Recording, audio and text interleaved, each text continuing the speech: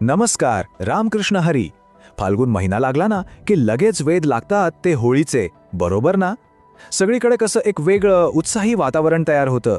झाडं नवी पालवी धारण करायला लागतात आणि आपण सगळे वाट पाहतो रंगांच्या सणाची, आपल्या लाडक्या होळीची. पण खरंच होळी म्हणजे फक्त रंग उडवणं, धम्माल मस्ती करणं एवढंच आहे का? की याच्या मागे खूप मोठा, खूप खोल अर्थ आहे, विशेषतः आपल्या संतांनी जो आपल्याला सांगितलाय तो. चला आज जरा याच गोष्टीचा शोध घेऊया. आता बघा, होळी म्हटलं की डोळ्यासमोर काय येतं? सगळ्यात आधी रंगच रंग, बरोबर? मग येतात त्या पिचकाऱ्या, पाण्याचे फुगे, सगळी धमाल. आणि हो, पुरणपोळी कशी विसरता येईल, ती तर हवीच. पण गंमत अशी आहे ना की आपल्या संतांच्या नजरेतून होळी म्हणजे हे सगळं तर आहेच, पण याच्या खूप खूप पुढे जाऊन काहीतरी आहे. मग तो खरा उद्देश काय आहे? तर तो आहे चित्तशुद्धी. हो, चित्तशुद्धी म्हणजे काय? तर आपल्या मनाची साफसफाई, आपल्या आतली स्वच्छता. संत परंपरेनुसार होळीचा मूळ गाभा हाच आहे. हे बघा, किती सोपं करून सांगितलंय संतांनी. आपण होळीच्या आधी काय करतो? घर स्वच्छ करतो, बरोबर? सगळा पसारा, सगळा कचरा बाहेर काढतो. मग हाच नियम आपल्या मनाला का नाही लावायचा? आपल्या मनातही तर कितीतरी विचारांचा कचरा साचलेला असतो.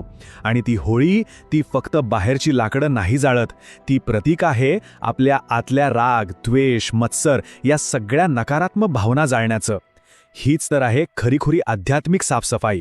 चला तर मग आता जरा आणखी खोलात जाऊया आणि बघूया की आपले संत म्हणजे बघा, संत तुकाराम महाराज, संत एकनाथ महाराज यांनी मनाची होळी नेमकी कशी साजरी करायला सांगितली आहे. तुकाराम महाराज काय सुंदर सांगतात बघा.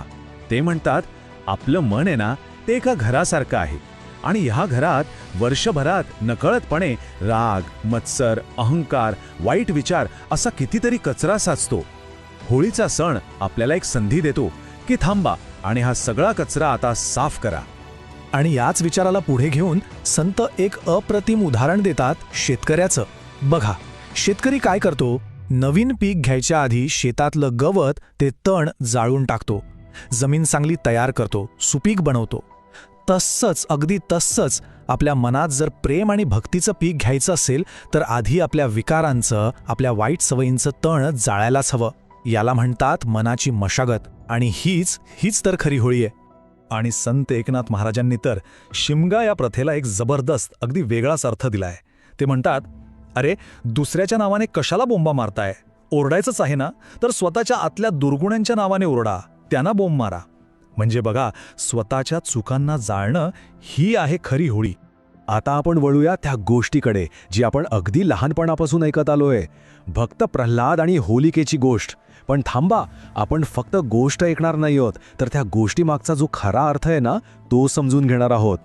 या गोष्टीतली होलिका ती फक्त एक बाई नाहीये, ती प्रतीक आहे अहंकाराचं, दंभाचं. म्हणजे माझं कोणी काही वाकडं करू शकत नाही, हा जो एक गर्व असतो ना, तो हाच मीपणा त्या होळीच्या आगीत जळून खाक होतो.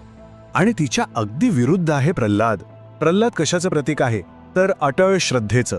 त्याच्याकडे दुसरं काहीच नव्हतं, फक्त भक्ती. आणि तीच भक्ती त्याचं कवच बनली. त्याचं संपूर्ण लक्ष फक्त आणि फक्त नारायणावर होतं.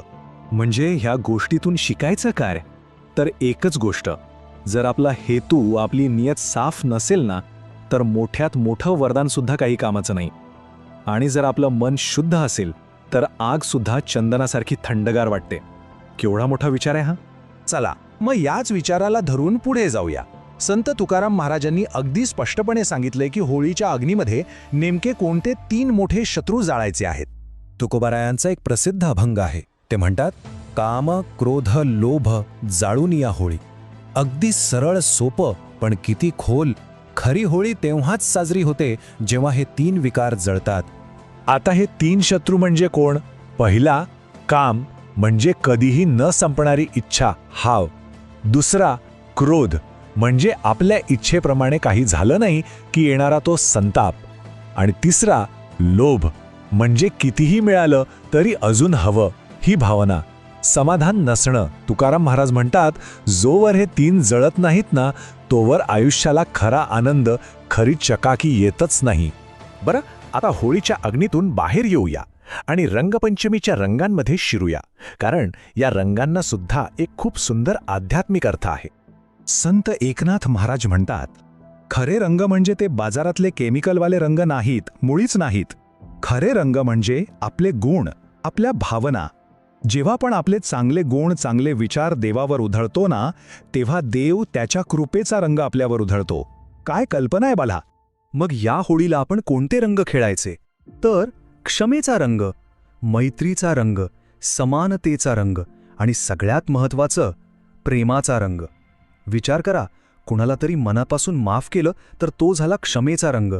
कुणाला सॉरी म्हणून नातं पुन्हा जोडलं तो झाला मैत्रीचा रंग. हा आहे खरा रंगोत्सव. आणि हो, या रंगांचा एक खूप मोठा सामाजिक संदेश पण आहे. कधी विचार केलाय की जेव्हा सगळेजण रंगांनी माखलेले असतात तेव्हा कोणी श्रीमंत, कोणी गरीब, कोणाची जात कोणती, धर्म कोणता, काही ओळखता येतं का? नाही, सगळे एकसारखे दिसतात. म्हणूनच रंग हे समानतेचं प्रतीक आहेत.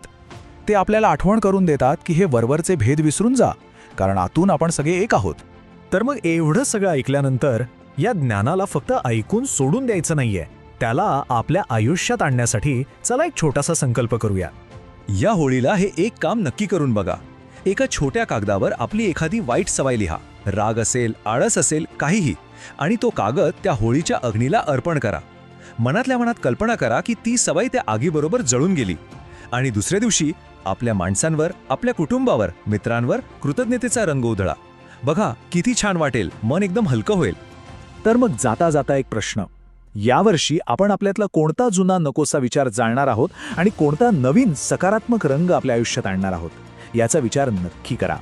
संतांच्या विचारांचे हे रंग आपल्या सगळ्यांच्या आयुष्यात कायम राहोत हीच प्रार्थना.